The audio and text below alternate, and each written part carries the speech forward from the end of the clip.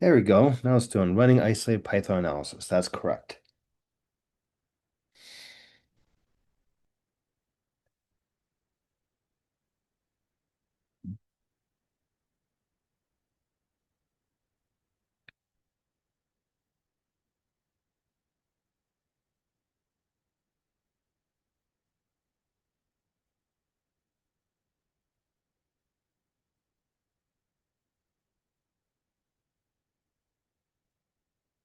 What the heck? Why did it stop?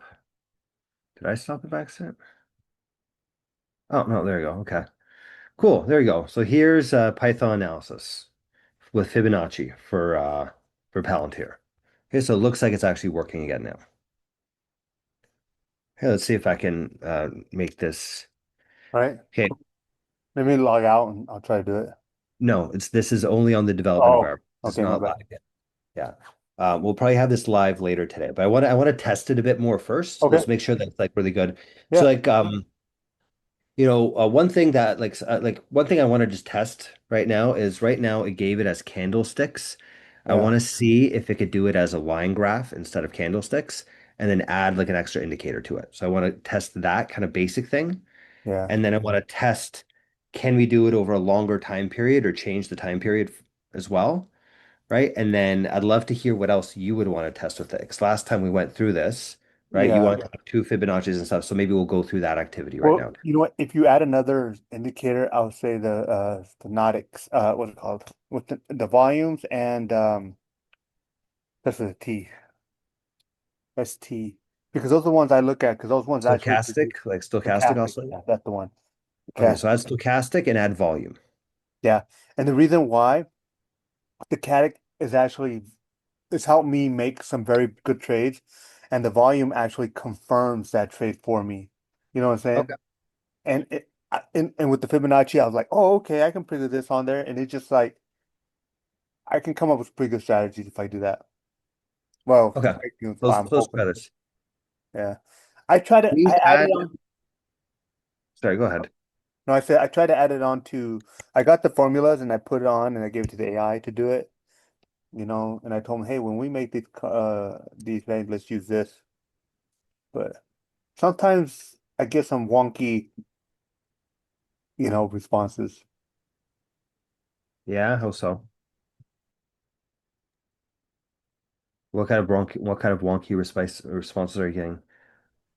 Like sometimes, like when I do a back test, it says, "Oh, okay." It's then I gave it some specific rules, right? So you have the watermarks on the stochastics. You have it at 80%, and you have it. So anything above 80% is overbought. Anything below, it's usually around 80/20, but I put mine at 32. Anything below 32 is oversold, right? And the percentage. And so sometimes I have it. So if it passes, oh crap, I forgot which one the red line. I know, because I visually look at it, but I forgot which one D is at it. But on the averages, if one crosses the other, and it passes the 32% threshold, you make a buy. Um, and it also measures the distance between them. I try to do that. But if I got something backed up from here, maybe I can use the AI to, narrow down, calculate it better. Because like I said, I just have big discussions with AI all day, just analyzing the data. That's all I've been doing is just analyzing data to get it going. You know, Yeah, it makes sense. You're doing that through like a lot of back tests and stuff, right? yeah, I'm just back testing. I'm analyzing the data and finding out why it's doing that. Sometimes, I just give like, what were you thinking? Kind of thing. Uh, Yeah. Okay, there you go. So here yeah, is that's beautiful. okay, so we have the Palantir price in blue. Then we have the stochastic K14 Yeah, in purple, and then the delta stochastic D. D. Okay. Mm, We still have the Fibonacci on here. that's perfect. It's And then beautiful. volume is at the bottom here. Is the volume done by day or is it done by week? Looks like it's done by Looks like monthly. yeah. Should we should do it daily. That's where you get true confirmations on it. Okay. Change this chart to be daily cadence and um, over the past 6 months. Let's see if we could do this.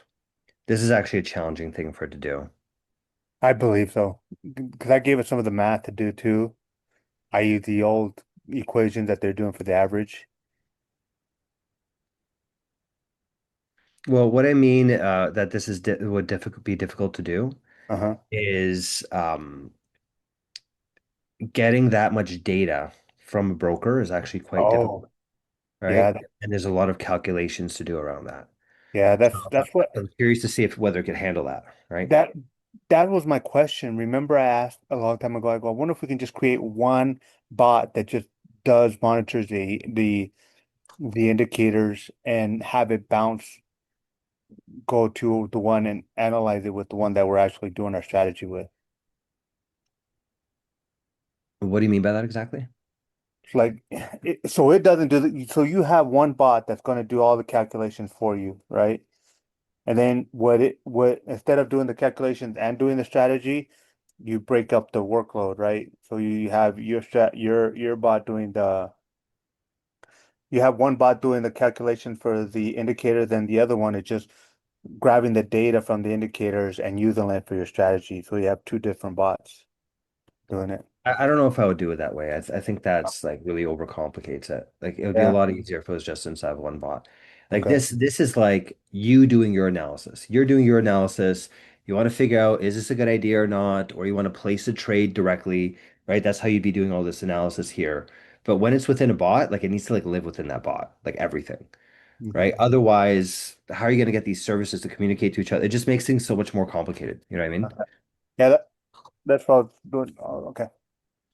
Yeah, but that being said, what I think we can do is we can make it so that if you're doing any of these charts like this, once you've created a chart, you can say, take this chart and use it in my bot, Oh yeah, not true. right? And it Okay. could just like it's all Python code. So you just copy that code from one spot over to the other.